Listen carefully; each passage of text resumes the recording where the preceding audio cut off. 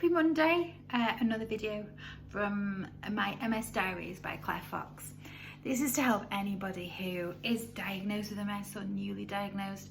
One thing I haven't mentioned is, for anybody that doesn't know what MS is, it's an autoimmune disease, which basically means that the body is attacking itself. So it attacks the myelin that protects our spinal cord.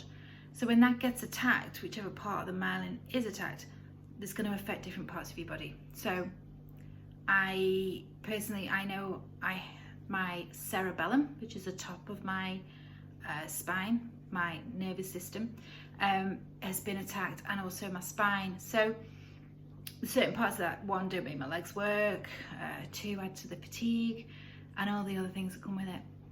But I mentioned last week that I would talk about diet. I don't want to use the word diet, so I'm going to talk about nutrition. And I don't know if anybody on here with MS has changed what they eat or how they eat. I remember years and years and years ago when I was diagnosed, 17 years ago, there's a big thing about dairy, avoid dairy, but there was never really any solid information to back that up. So dairy is known as an inflammatory food, so there'll be that your milk, your cheese, yogurts and things like that. I never really stuck to anything like that of not having any dairy.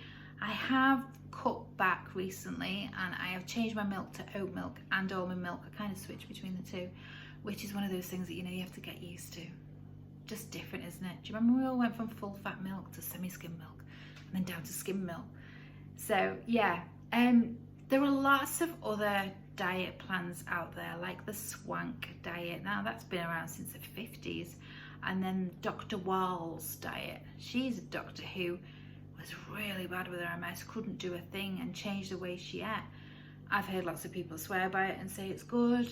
I've heard about people going vegetarian, being plant-based only. There are so many different ideas and options of what to do. Do you stop drinking alcohol? That could be a big thing for lots of people, and think, no, I'm going to still drink my alcohol. That's what gets me through the day. If you're drinking it in the day, maybe go back on that a little bit.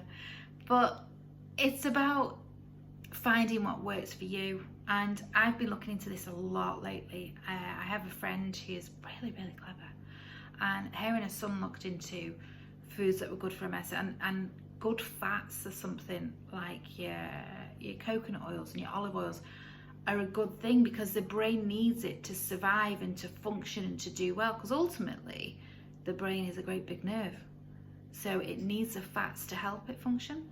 That's one. But then there are other diets that say low fat diets. I think the kind of safest one to go with is a good company called Slimming World.